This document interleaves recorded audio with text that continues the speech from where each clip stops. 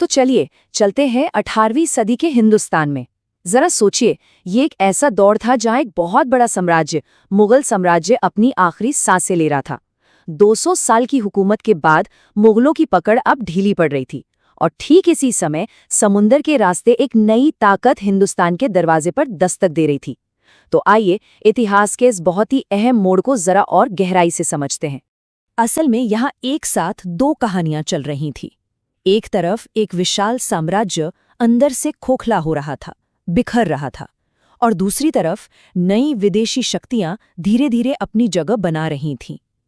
अब जाहिर है, जब एक बड़ी ताकत कमजोर होती है तो एक खालीपन पैदा होता है। इसे ही हम पावर वैक्यूम कहते हैं, यानी एक खाली सिंहासन जिसे भरने के लिए हर कोई लड़ने को तैयार था। तो सवाल ये उठता है कि इतने बड़े साम्राज्य का पतन आखिर शुरू कहाँ से हुआ? इसका जवाब मिलता है औरंगजेब के बाद के कमजोर उत्तराधिकारियों में। चलिए एक नज़र डालते हैं कि कैसे एक के बाद एक बादशाहों की नाकामी ने साम्राज्य की पूरी नींव ही हिलाकर रख दी। सबसे पहले बात करते हैं मोहम्मद शाह की। इनके दौर में एडमिनिस्ट्रेशन यानी प्रशासन में गिरावट साफ साफ दिखने लगी थी। लेकिन जो सबसे बड़ा झटका लगा वो था 1739 में नादिर शाह का हमला। उसने ना सिर्फ दिल्ली को लूटा, बल्कि वो अपने साथ मयूर सिंहासन और कोहिनूर हीरा भी ले गया। अब ये सिर्फ दौलत का नुकसान नहीं था, नहीं, ये मुगलों की इज्जत पर एक ऐसा घाव था जो कभी भर नहीं सका।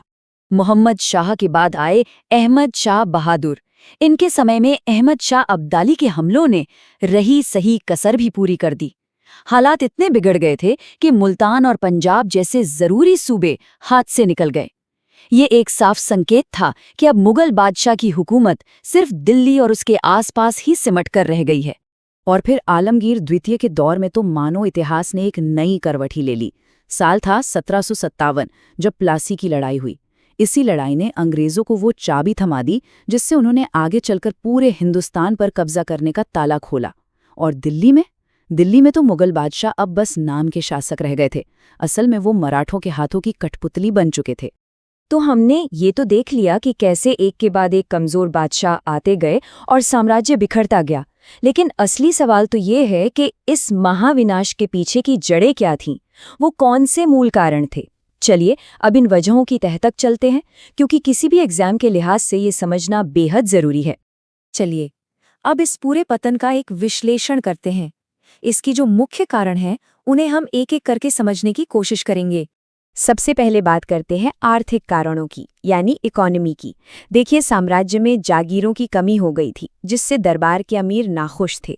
दूसरी तरफ किसानों पर लगान का बोझ इतना ज्यादा था कि उन्होंने विद्रोह करना शुरू कर दिया।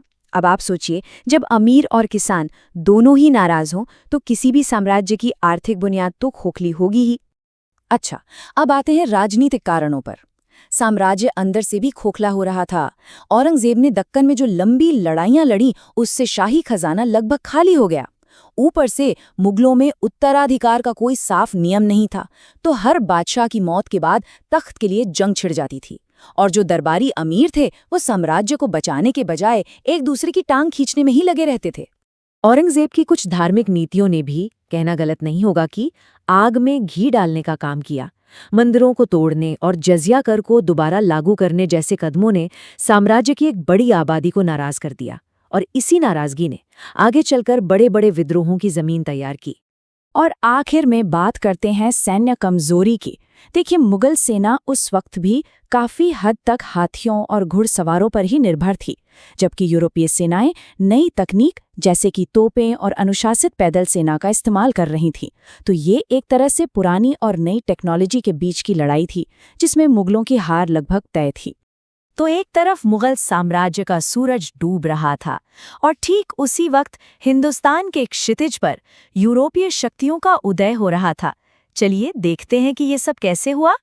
तो एक एक करके ये सभी यूरोपीय ताकतें मैदान में उतर गई। सबसे पहले पुर्तगाली आए, फिर डच आए, फिर 1600 में चार्टर लेकर अंग्रेज आए, और उनके बाद फ्रांसीसी भी आ गए। शुरुआत में तो ये सब सिर्फ व्यापारी बनकर आए थे, लेकिन जैसे ही उन्होंने मुगलों की कमजोरी को भापा, उन्होंने अपनी व्यापारिक कोठियों को धीरे धीरे राजनीतिक किलों में बदलना शुरू कर दिया। तो यहाँ जो सबसे बड़ी बात समझने वाली है वो ये है कि मुगलों का पतन सिर्फ एक साम्राज्य का अंत नहीं था। नहीं, ये एक पूरे युग का अंत था और एक नए, बिल्कुल अनिश्चित युग की शुरुआत भी। हिंदुस्तान की कहानी में एक ऐसा अध्याय खुलने वाला था जो इसका भविष्य हमेशा हमेशा के लिए बदल देने वाला था। और ये पूरी कहानी हमें एक बहुत बड़े सवाल पर लाकर खड़ा कर देती है कि जब मुगल सत्ता का अंत हो गया तो हिंदुस्तान पर हुकूमत करने के लिए इस खाली जगह को, इस पावर वैक्यूम को भरेगा कौन? और इसी सवाल के जवाब ने अगले 200 सालों के लिए भारत का भविष्य तय कर दिया।